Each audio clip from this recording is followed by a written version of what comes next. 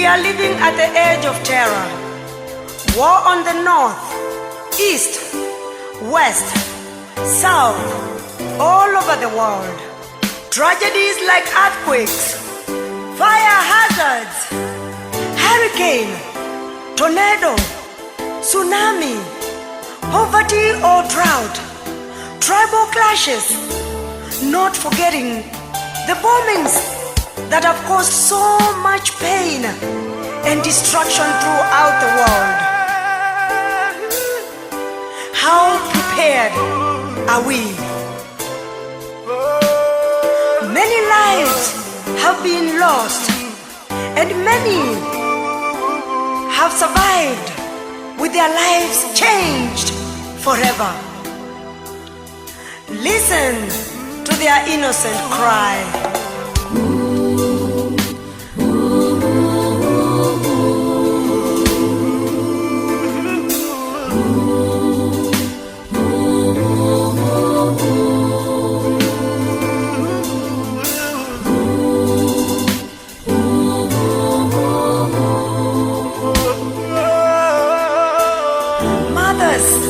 Crying for their children. Children are looking for their parents. Wives lost their husbands. Husbands lost their wives. Nations lost their citizens. People lost their businesses. And they're left stranded. What a world we live today. August 7th, 1998 will never be forgotten for what happened in Nairobi, Kenya. This day, I woke up just like any other Friday and I left for work. It was around 10 in the morning when our morning tea was served. Before I took a sip, I heard a loud bang, and my colleagues ran to look. My curiosity caused me to follow them slowly because I was pregnant. I glued my face on the window to see what was happening, and that's when the bomb went off.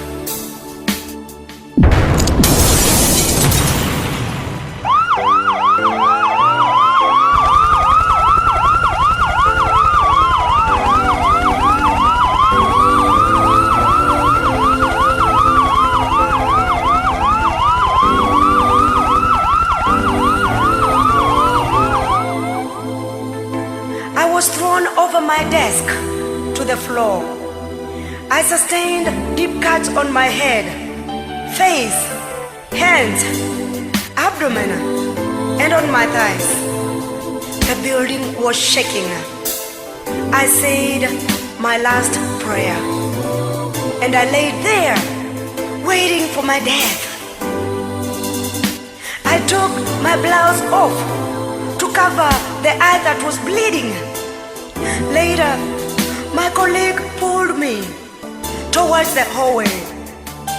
I was stepping over dead bodies and over people that were screaming in different languages, others shouting, "Fire!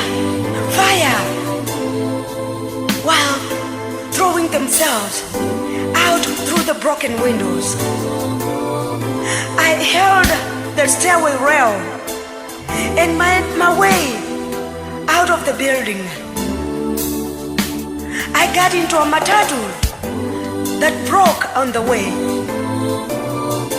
I took off and ran all the way to the hospital on foot because I could not find an ambulance.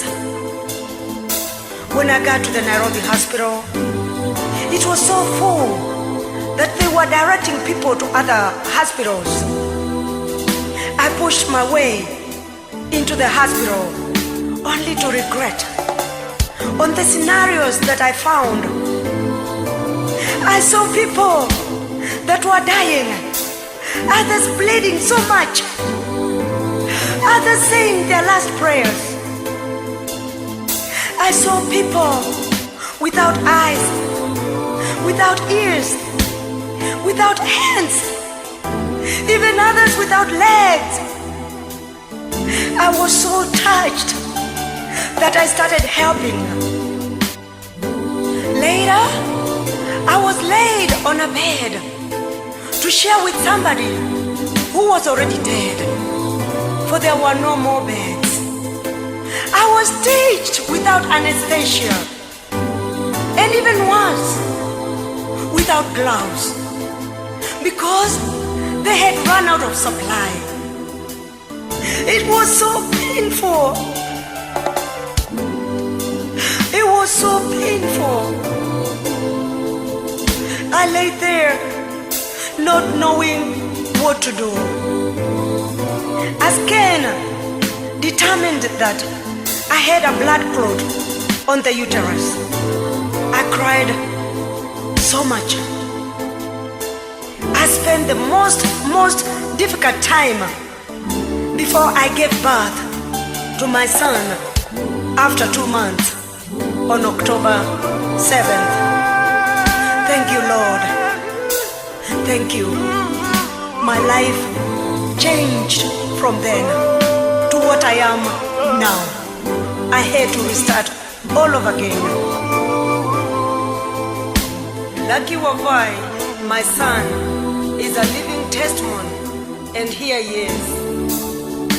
Thank you, Lord, for saving my mom and I on that fateful day of August 7th, 1998. Many people passed, but you chose to save some, and I know that you saved me for a reason. One day, I know I will fulfill that reason. Thank you, Lord. Never would I have made it without you. Thank you, Lord.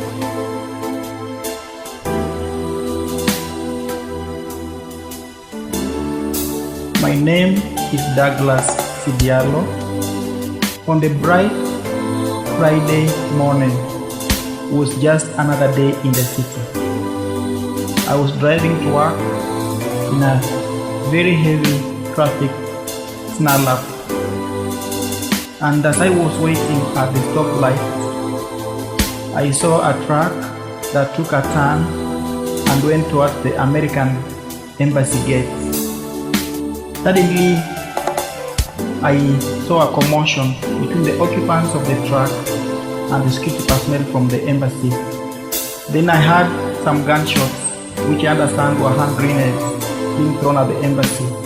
And what occurred to my mind was these were gangsters who wanted to rob the embassy. It never occurred to me that they were terrorists who were willing to maim and kill innocent Kenyans and bystanders. Then I saw a man run from the scene of the shooting towards my car with a walkie-talkie on his right hand. And that's when the huge blast went. And from that day, I have never seen light of day again. I became blind. I was rescued from the scene of the shooting and taken to Kenyatta National Hospital, where both Kenyan doctors and German surgeons tried their best to save my sight, but no avail. So I lost my sight, but escaped with my life. And I've lived to tell the tale of my narrow escape. So I remember the survivors and families affected by terrorism around the world. I believe that their loss will never be in vain. There is a purpose that God has for us all, and I believe that we all must advocate for peace, love, and prosperity.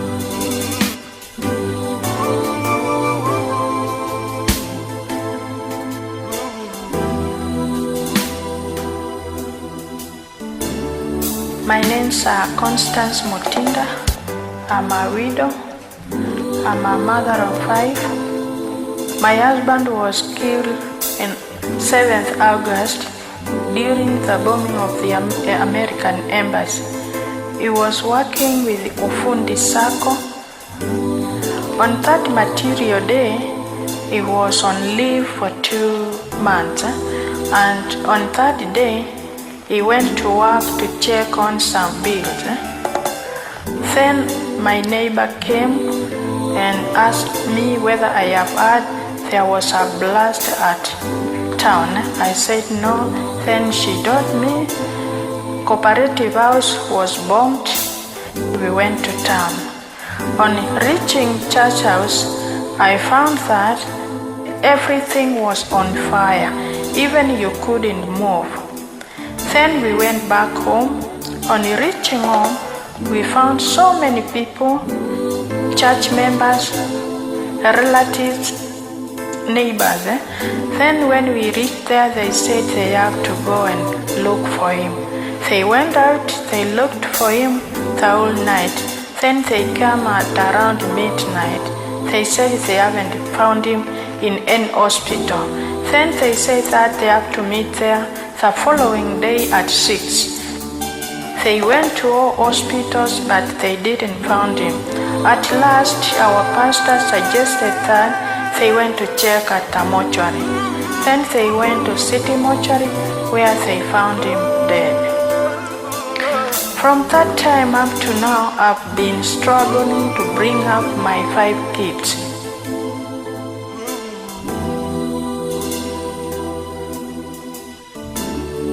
My name is Denise Tuisenge. I was born in Rwanda but relocated to Kenya because of the genocide that happened in Rwanda.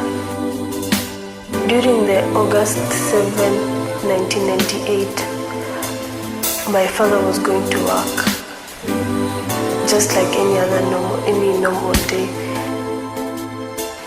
It was during that day, early in the morning, while traveling in the bus, KBS bus, that he lost his life. Life has not been easy. He was the breadwinner of our family. His passing on caused my mom to have issues. She has taken care of the 4 of us, I being the firstborn. It has been hard on her. She has cried, she has done all that she could. During that time also, she has been the one who has paid for us school fees. And seeing the struggles that she has undergone, I had to step down after clearing my high school.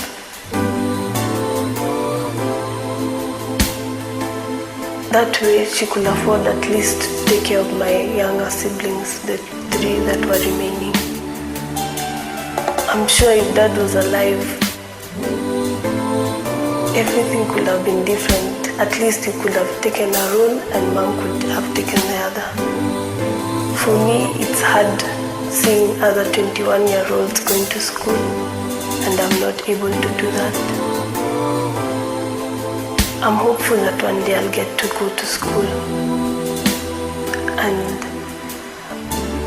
I'm telling every orphan that has gone through that, has been affected by terrorism of any sort, even if it's being bullied or just feeling as if they do not deserve anything, that there is hope and they can make it.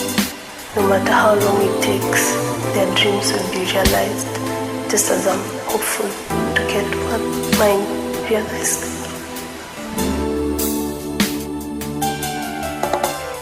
Yes, there is hope. Don't give up. Thank you all who came to rescue us. I'm lighting these candles of hope to encourage everybody who was affected by that tragedy or any other tragedy in different ways. People have silently and innocently suffered psychologically, emotionally, socially, and nobody seems to care. We were not at war with anybody. Bloodshed Fighting and violence is not a solution. I cry for peace, love, and unity to all nations in the world. Lean on hope and hope in God.